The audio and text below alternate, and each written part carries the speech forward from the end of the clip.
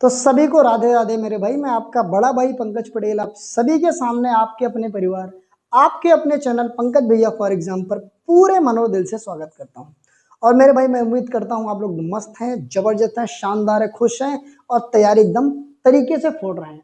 और हम लोग चल रहे हैं मैथ्स में ट्रिग्नोमेट्री चैप्टर के एक्सरसाइज 8.3 पे और एक एक क्वेश्चन को बढ़िया से लपेट रहे हैं, जहां पर हम कर चुके हैं क्वेश्चन 1 2 3, मतलब 1 2 और 3 क्वेश्चन को हमने लपेट दिया है बहुत तगड़े तरीके से। और अब नंबर लगने वाला है किसका? क्वेश्चन नंबर 4 का।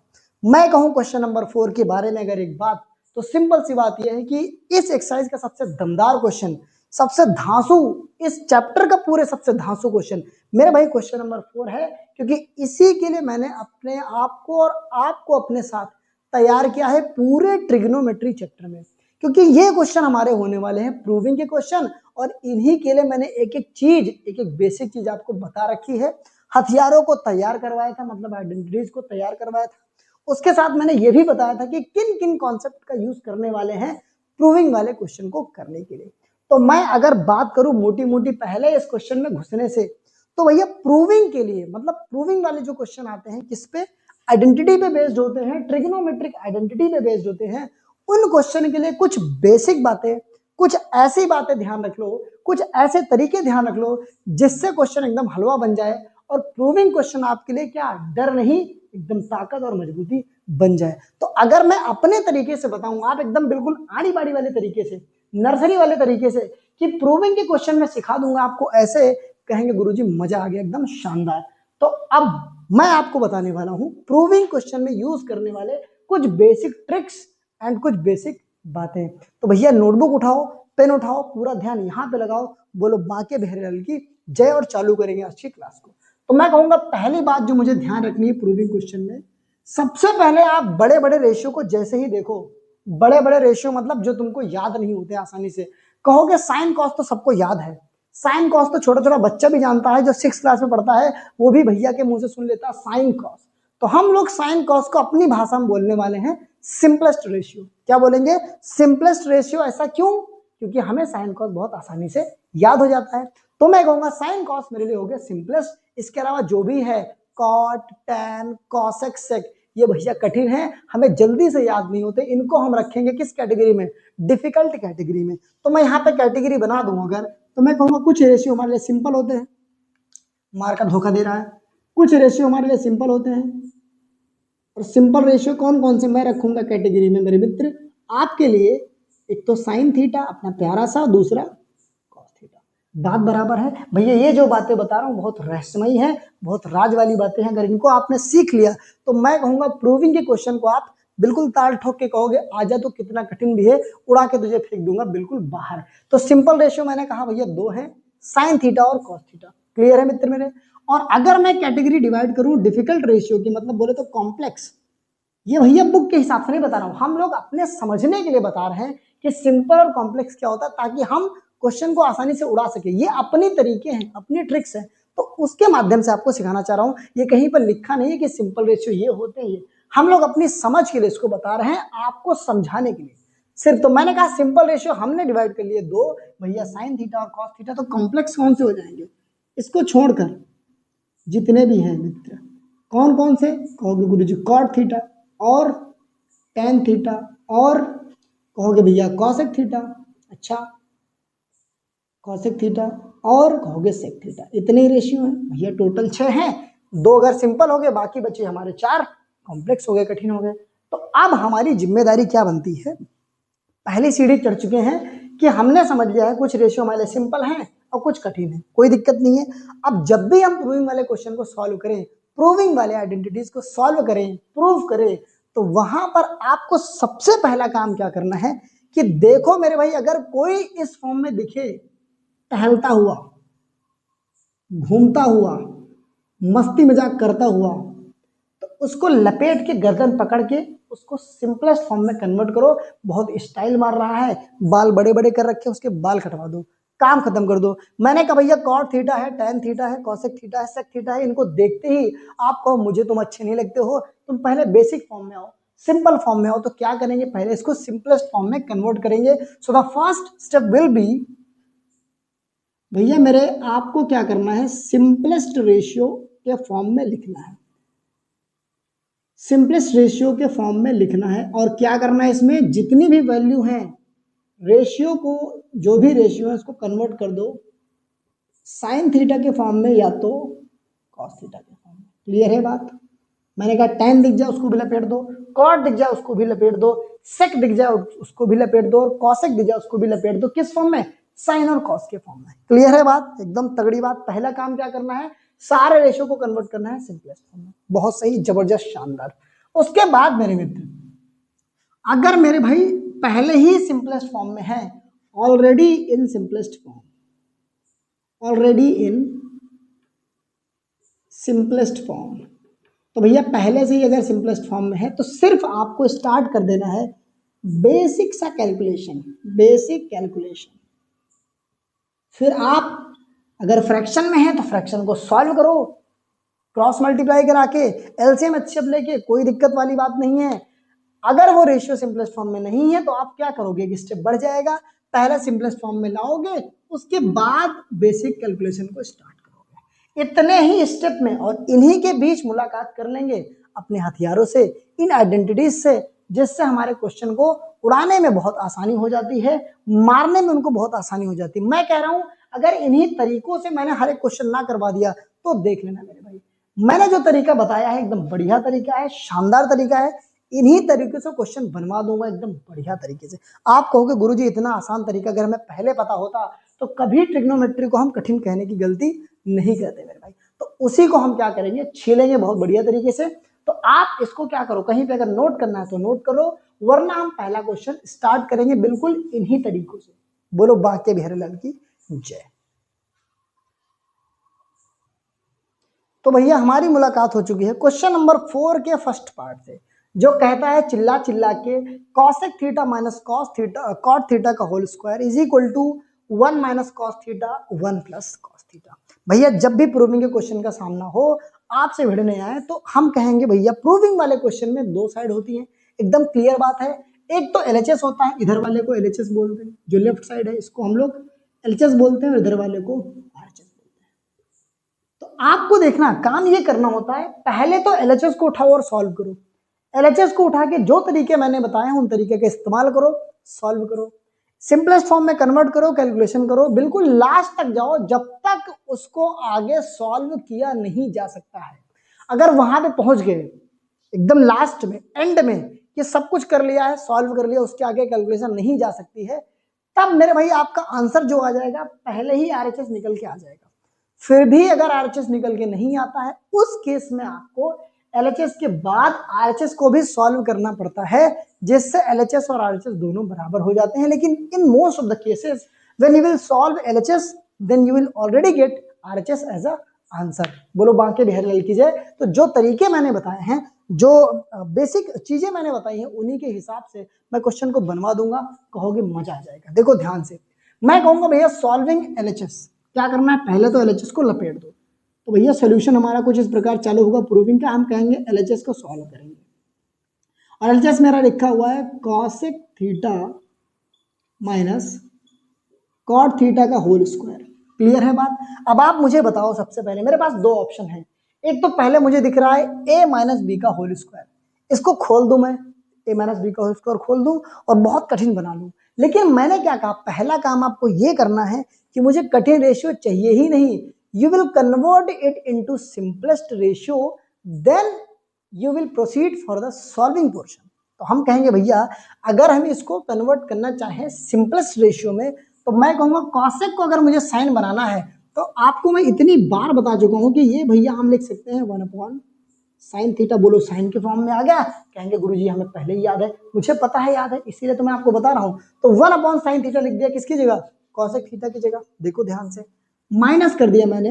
अब कॉट थीटा को लिख सकते हैं आप cos theta upon sine theta. बोलो क्लियर है बात? एकदम क्लियर है, शानदार तरीके से। और इसका होल स्क्वायर, अभी हमने स्क्वायर को नहीं छेड़ा है, सिर्फ अंदर कन्वर्जन किया है, कठिन वाले रेशियो को हमारे हिसाब से सिंपल फॉर्म में ले गए। कहीं पर कोई दिक्कत, कहें गुरुजी बिल्कुल दिक्कत नहीं है। अब क्या करो, देखो नीचे क्या हम कुछ सॉल्व कर सकते हैं, देखो ना, नीचे डिनोमिनेटर अगर सेम है दोनों फ्रैक्शन के, जैसे आड़ी बाड़ी में करते थे, देखो 1 प्लस 2 प्लस 1 प्लस 2, या फिर यहाँ पे कह दो 3 प्लस 2, तो हम क्या करते थे, नीचे वाले को वही उतार देते थे, ऊपर वाले को 1 प्लस 3 करके जोड़ देते थे, 4/2 आंसर आ जाता था। बिल्कुल सेम काम यही करना है, बस यहाँ पे नंबर की जगह मेरे भाई रेशियो है, वेरिएबल है, कोई दिक्कत नहीं है। देखो आराम से, मैंने कहा नीचे वाला अगर सेम है, देखो बिल्कुल बहुत आसानी से एकदम नीचे लेवल पे जाके आपके बिल्कुल माइंड के हिसाब से पढ़ा रहा हूँ, कोई दिक्कत नहीं। मेरा कहने का मतलब ये नहीं कि आपका माइंड नीचे है, मैं कह रहा हूँ कि क्वेश्चन को अगर समझना है तो मुझे उसको बिल्कुल बेसिक से पकड़ना सीखना होगा, ताकि एडवांस वाले क्वेश्चन में आसानी से समझ जाऊं, कहीं पर कोई दिक्कत नहीं है। व्हेन आई टॉक अबाउट नीचे वाला level, then I do not talk about your mind, I talk about the basic ways of understanding the question. Clear है बात? समझ गए शांति से, एकदम बढ़िया से मन लगाओ। फिर से यहाँ पर मैंने कहा जब ये नीचे वाला सेम है तो मैंने नीचे लिख दिया बिल्कुल सेम साइन थीटा, कहीं पर कोई दिक्कत नहीं है। ऊपर देखो ये माइनस हो रहा है तो 1 माइनस कॉस थीटा, देखो ना यहाँ पे प्लस हो रहा था तो 1 प्लस 3 लिख दिया, अब यहाँ पे माइनस हो रहा तो इन दोनों को हमने कर दिया माइनस। अब यहाँ पे दोनों का होल स्क्वायर लगा है स्क्वायर। क्लियर है बात? बिल्कुल क्लियर है मेरे भाई। अब देखो जरा मेरे मित्र, अगर ध्यान से अगला स्टेप जब करेंगे तो ये स्क्वायर जो लगा है, अब मैं सिंपलेस्ट फॉर्म में ले आया हूँ, सॉल्व भी कर लिया है। अब इसके आगे क्या कुछ कर सकता हूँ? कहें गुरुजी अब कुछ नहीं कर सकता हूँ, मतलब अब हम सॉल्विंग वाले पोर्शन पर बढ़ेंगे, चलेंगे, यात्रा करेंगे। देखो भैया, स्क्वायर लगने का मतलब ये है होल स्क्वायर, कि ये स्क्वायर इसके लिए भी है और ये स्क्वायर नीचे वाले के लिए भी, कोई दिक्कत नहीं है, एकदम आराम से। ये तो बेसिक चीजें वही 6 क्लास में पढ़ते हैं कि अगर ये स्क्वायर लगा है तो इसका मतलब ये है कि 1 माइनस कॉस थीटा का भी ये होल स्क्वायर है, अपॉन मेरे भाई साइन का भी स्क्वायर है, मतलब साइन स्क्वायर थीटा। देखो आ गया मेरे मित्र। अब जैसे जैसे आप एलएचएस को सॉल्व करते चलते हैं, आपके दिमाग में आरएचएस भी कहीं ना कहीं रहना चाहिए, उसको भी कंपेयर करते चलो कि जो मुझे चाहिए एज आंसर, क्या मैं उसकी ओर बढ़ रहा हूं कि नहीं बढ़ रहा हूं। तो उसी अकॉर्डिंग आपको कैलकुलेशन करने में क्या हो जाएगी, आसानी हो जाएगी, मजा आ जाएगा। देखो ऊपर मुझे चाहिए था 1 माइनस कॉस थीटा, ऑलरेडी मैं पहुंच चुका हूं 1 माइनस कॉस थीटा पे, स्क्वायर में है, कोई दिक्कत वाली बात नहीं है, लेकिन जो मुझे चाहिए मैं उस फॉर्म में आ चुका हूं कि नहीं? बिल्कुल आ चुका हूं। तो ऊपर वाले को छेड़ने की जरूरत नहीं है, बिल्कुल भी नहीं है। तो ऊपर मुझे बिल्कुल कुछ नहीं करना है, उसको वैसे का वैसे अभी पड़े रहने देना है। अब नीचे मुझे चाहिए 1 प्लस कॉस थीटा, लेकिन यहां पर मेरे पास साइन स्क्वायर थीटा, तो मुझे साइन स्क्वायर थीटा को कुछ ना कुछ जुगाड़ लगा के, कुछ ना कुछ तरीका लगा के मेरे भाई बनाना पड़ेगा कॉस थीटा। अब यहां पर काम आती है आपकी जो तीनों धुरंधर आइडेंटिटीज है, इनके बारे में सोचो। मैंने कहा मेरे भाई ऐसी कौन सी आइडेंटिटी है जो साइन और कॉस के बीच में रिलेशन बता रही है? तो गुरुजी हमने ध्यान से देखा तो इसमें तो साइन कॉस आ नहीं रहा है, इसमें भी साइन कॉस नहीं आ रहा है, पहली वाली ही आइडेंटिटी पकड़ ली हमने जिसमें साइन भी है कॉस भी है, बस वहीं पर आप पहुंच गए, आंसर आपने ढूंढ लिया यार, कोई दिक्कत नहीं। देखो अब इसको जब अगर ध्यान से एनालाइज करोगे मेरे मित्र, तो क्या मैं साइन थीटा को अगर कॉस को उधर शिफ्ट कर दूं तो मैं ये लिख सकता हूं कि sine square theta is equal to cos, यहाँ पर माइनस प्लस में है, उधर जाके माइनस हो जाएगा, 1 माइनस कॉस स्क्वायर थीटा। देखो जरा, तो साइन स्क्वायर थीटा को मैं लिख सकता हूं कॉस के फॉर्म में 1 माइनस कॉस स्क्वायर थीटा। बहुत जबरदस्त, शानदार, खतरनाक। अब देखो इसी को अगर मैं रिप्लेस कर दूं, इससे तो कोई नुकसान, कहेंगे भैया हमें तो कोई नुकसान नहीं है, आंसर आ जाए, फायदा ही फायदा है। तो मैं कहूंगा ऊपर लिखा है 1 माइनस कॉस थीटा का होल स्क्वायर मित्र मेरे, और नीचे भैया लिखा है, इसको मैंने रिप्लेस किया है किससे? 1 माइनस कॉस स्क्वायर थीटा से। बहुत शानदार, बहुत खतरनाक, जबरदस्त। यहां तक कोई दिक्कत, कोई कंफ्यूजन? कहेंगे गुरुजी बिल्कुल साथ चल रहे हैं, कोई दिक्कत वाली बात ही नहीं, आप समझा ही इतना बढ़िया रहे हैं। अब देखो ध्यान से मेरे भाई, मुझे चाहिए नीचे प्लस, यहाँ पे है माइनस, गेम यहीं पर समाप्त होगा। अब देखो जब भी आपको ऐसी आइडेंटिटी के फॉर्म में मिले कुछ इस तरीके से कि यहाँ पे आगे 1 रहे और पीछे कोई ना कोई स्क्वायर रहे, कभी कभी यहाँ पे साइन भी हो सकता है, कभी कभी टैन भी हो सकता है, तो आपको वहां पर सबसे पहले जो दिमाग में आइडेंटिटी खटकनी चाहिए कि 1 के पीछे अगर कोई स्क्वायर वाली वैल्यू है तो यहाँ पर ये आइडेंटिटी आपके दिमाग में घूम जाएगी तुरंत। क्यों भैया? 1 को आप लिख सकते हैं 1 का स्क्वायर, कोई नुकसान हो जाएगा क्या? कहें गुरुजी कोई नुकसान नहीं हो जाएगा, 1 को मैं 1 का स्क्वायर लिख सकता हूं, कहीं पर कोई दिक्कत वाली बात मेरे भाई नहीं है। अब ध्यान से देखो तो ये क्या नहीं बन गया, ये ए स्क्वायर माइनस बी स्क्वायर बन गया कि नहीं, जहां पर 1 मेरे लिए ए के बराबर है और कॉस स्क्वायर थीटा मेरे लिए बी के बराबर है। बोलो कोई दिक्कत, कोई परेशानी? कहें गुरुजी बिल्कुल नहीं, एकदम बढ़िया से समझ पा रहे हैं। तो अगर मैं इसको लिखूं ए स्क्वायर माइनस बी स्क्वायर को ए प्लस बी ए माइनस बी के फॉर्म में, तो मैं क्या लिखूंगा यहाँ के तरीके से, तो ऊपर है 1 माइनस कॉस थीटा का होल स्क्वायर मित्र मेरे, नीचे है मेरे भाई, अब देखो 1 minus 1 square minus cos square theta, मतलब ए स्क्वायर माइनस बी स्क्वायर को लिख सकता हूँ, ए प्लस बी बोले तो 1 प्लस कॉस थीटा, ब्रैकेट ए माइनस बी मतलब 1 माइनस कॉस थीटा। बोलो कोई दिक्कत है? गुरुजी एकदम बढ़िया समझ पा रहे हैं, पूरी एनर्जी के साथ समझ रहे हैं, सब कुछ समझ में आ रहा है। अब देखो मेरे भाई, अब मुझे क्या करना है, ऊपर चाहिए मेरे मित्र क्या, 1 माइनस कॉस थीटा, मतलब एक तो 1 माइनस कॉस थीटा जाएगा क्योंकि ऊपर स्क्वायर लगा है, स्क्वायर तो हटेगा। अब देखो ध्यान से मेरे मित्र, नीचे 1 माइनस कॉस थीटा है एक, ऊपर 2 है क्योंकि स्क्वायर लगा, तो एक 1 माइनस कॉस थीटा इसको काट देगा। और अगर और आसान भाषा में समझना चाहते हो तो देखो एक स्टेप और बढ़ा देंगे, 1 माइनस कॉस थीटा का होल स्क्वायर का मतलब है ये 2 बार आपस में मल्टीप्लाई हो रहा है। कहीं गुरुजी ये कौन सा नया स्टेप निकाल दिया, समझ में नहीं आया मुझे। अरे भैया एक एक चीज को समझाएंगे, टेंशन क्यों ले रहे हो, परेशान क्यों हो रहे हो, घबरा क्यों रहे हो, आपका बड़ा भाई है ना भाई। तो देखो आपको बहुत बेसिक सी चीज पता है कि अगर किसी पे स्क्वायर लगाए, ए स्क्वायर है तो इसको लिख सकते हो ए इंटू ए। बोलो बात बराबर है? बिल्कुल बात बराबर है। तो मेरे भाई अगर 1 माइनस कॉस थीटा पे स्क्वायर लगा है तो क्या मैं इसको 2 बार मल्टीप्लाई करके नहीं लिख सकता हूँ? गुरु जी एकदम बढ़िया समझ में आ गया, अब समझ में आया है, अब पकड़ा है क्वेश्चन को। तो देखो एक 1 माइनस कॉस थीटा काट देगा ऊपर वाले एक 1 माइनस कॉस थीटा को, काट दिया। अब देखो बचा क्या मेरे भाई, बचा मेरे पास 1 माइनस कॉस थीटा ऊपर और नीचे बच गया 1 प्लस कॉस थीटा। अरे ये तो हम पहुंच चुके हैं आरएचएस पे, क्या बात करते हो भैया, आंसर आ गया हमारा बिल्कुल शानदार तरीके से। हमने ज्यादा कुछ इसमें मेहनत ही नहीं की, बस सिंपल सा कन्वर्जन, सिंपल सी आइडेंटिटी और सिंपल सा कैलकुलेशन किया, आंसर अपने आप प्रकट हो गया। बोले लो भैया मैं आपके सामने हूं, ज्यादा मेहनत मत करो, ये आ गया भैया। हमने कहा भैया ये हो गया मेरे भाई प्रूव्ड, क्योंकि यही मेरे भाई क्या है, आरएचएस है। बोलो बांके बिहारीलाल की जय। तरीका समझ में आया, मजा आया, और मजा आया तो लाइक और कमेंट मेरे भाई आपके हाथ में है, जिगरा बढ़ा देना मेरा, मोटिवेट कर देना मुझे कमेंट करके। देखो मजा आ गया, इसको क्या करो छापो और पढ़ते हैं दूसरे क्वेश्चन पे। एक एक क्वेश्चन को ऐसे ही लपेट के समझा दूंगा, आपको मजा आ जाएगा, जल्दी लपेटो।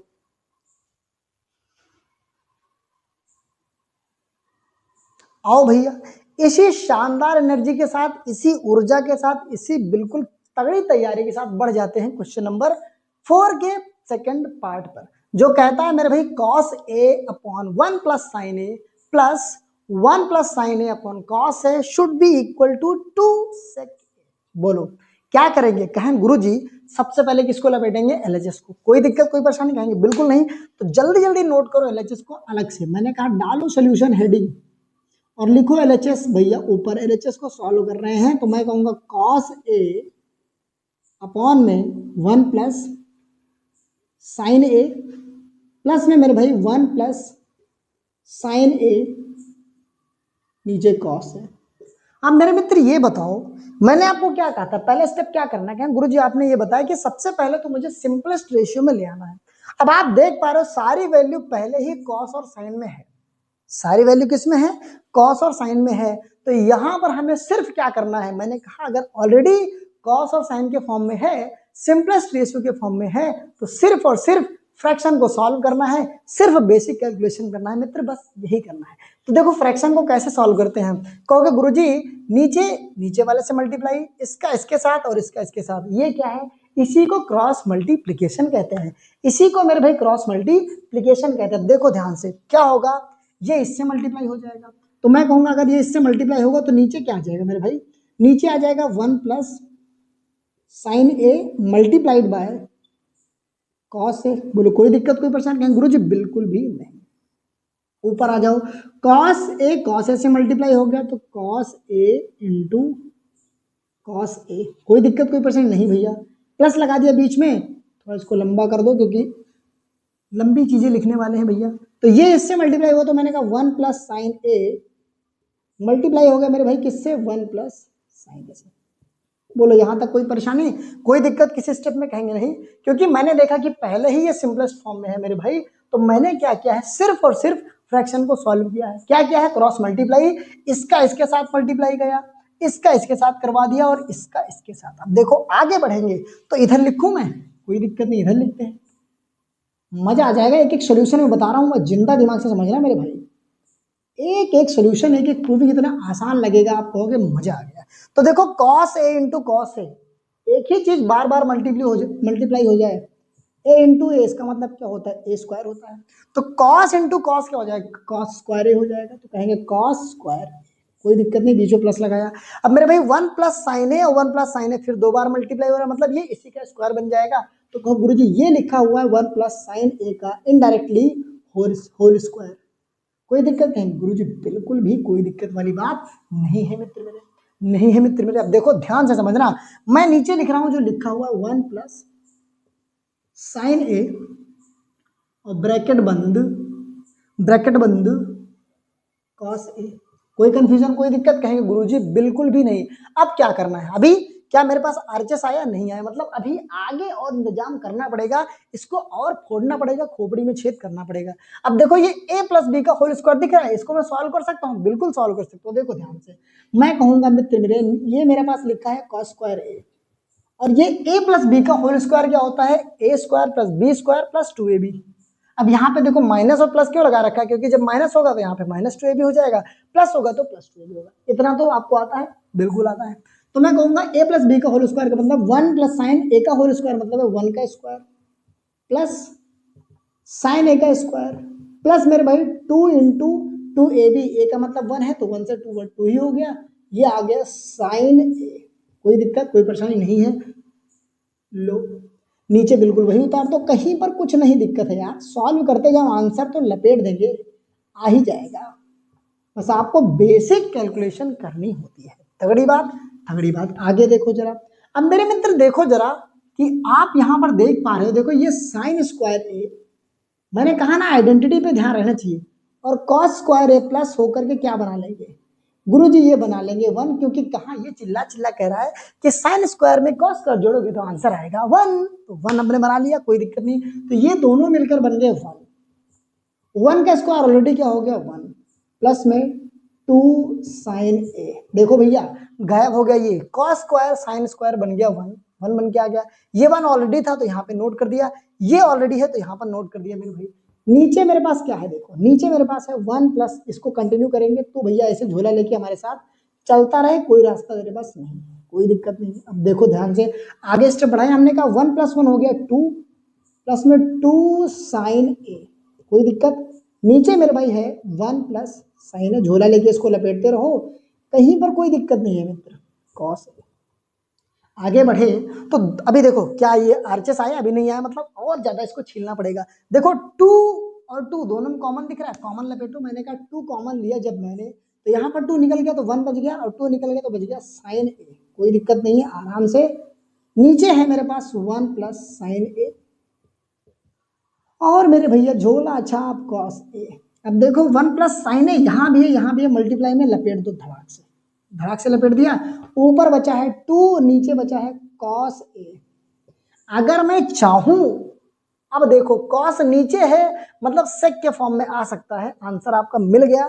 इसको और बढ़िया से लिखोगे तो 2 इंटू आप लिख सकते हो 1 अपॉन कॉस है, भैया कॉस नीचे है तो 1 अपॉन कॉस लिखा है, 2 मल्टीप्लाई में है तो 2, क्योंकि इसको मल्टीप्लाई करोगे 2 1 जा 2, कॉस है नीचे तो आंसर वही आएगा, बस फॉर्म हमने बदल दी है। तो 1 अपॉन कॉस क्या होता है, कहोगे 1 अपॉन कॉस मेरे भाई होता है सेक। तो ये जो आंसर आया घुमा के आ गया मेरे भाई 2, 1 अपॉन कॉस बन गया सेक ए, आ गया। देखो आरएचएस की नहीं, बिल्कुल तगड़े तरीके से आरएचएस आ चुका है, बोलो बांके बिहारी लाल की जय। बताओ मजा आ रहा है क्वेश्चन करने में, अरे भैया मजा आएगा ही, आपका इतना प्यार है तो एनर्जी भी ऐसी लगती है, मतलब तरीका ऐसा होता है कि आपको बिल्कुल मजा आ जाए। तो पूरा क्वेश्चन एकदम बढ़िया से लपेट दिया है, 2 क्वेश्चन हमने, ऐसे ही क्वेश्चन को करते रहेंगे और मजा आ जाए ना सॉल्व करवाने में और समझने में मजा आ जाए, तो भैया कमेंट में और लाइक में दिखा देना। तो मुझे देखो लाइक करने से क्या होता है, मुझे मोटिवेशन मिलता है, कमेंट करोगे कहीं ना कहीं मैं मोटिवेट होता हूँ, और एनर्जी से काम करने की बढ़िया आदत लग जाती है, और आपके लिए मेहनत करने की क्षमता जो है बढ़ जाती है। तो this is only purpose for liking the video and commenting on it, ठीक है भैया, प्यार करते रहोगे तो मजा आ जाएगा। तो ये 2 क्वेश्चन आप क्या करेंगे, बिल्कुल बढ़िया से एक बार खुद से प्रैक्टिस कर लोगे। मिलेंगे तीसरे और चौथे क्वेश्चन के साथ अगली वीडियो में। देखो एक एक चीज बिल्कुल आराम से सिखाऊंगा, कहीं पर कोई दिक्कत नहीं है, भले ही एक वीडियो में 2 क्वेश्चन करवा के जाऊं, लेकिन वो ऐसे समझा के जाऊंगा कि आप कहोगे बस भैया 2 ही क्वेश्चन समझने में हमें मजा आ गया, तीसरे क्वेश्चन का इंतजार रहेगा आपको, और आप कमेंट करके बताना तीसरा क्वेश्चन जल्दी से समझाओ। और तीसरा क्वेश्चन इतना गर्दा क्वेश्चन है ना, जल्दी से किसी से होता नहीं, क्योंकि उसमें एक कॉन्सेप्ट जहां पर आप फंसेंगे, मैं भी फंसता हूं, और वहां से आपको निकालने का काम मेरे भाई आपका भाई करने वाला है। तो इन दोनों क्वेश्चन को क्या करोगे, रिवाइज करोगे। मिलेंगे तीसरे क्वेश्चन के साथ और चौथे क्वेश्चन के साथ, और जितने भी क्वेश्चन हम एक वीडियो में कर सकते हैं, जितने आपको समझ में आ जाए। मुझे लगता है 2 क्वेश्चन आपके लिए इस वीडियो में एनफ है समझने के लिए। इसको समझ लेंगे, पढ़ लेंगे, रिवाइज कर लेंगे, और खुद से एक बार ट्राई कर लेंगे। बोलो बांके बिहारीलाल की जय। धन्यवाद मेरे मित्र, ऐसे ही प्यार करते रहिए मेरे भाई, ऐसे ही सपोर्ट करते रहिए। बस मेहनत करना मेरा काम है, और आपका काम है सिर्फ पढ़ना और बोर्ड में फोड़ना। धन्यवाद, राधे राधे, अपना ध्यान रखिए और खुश रहिए।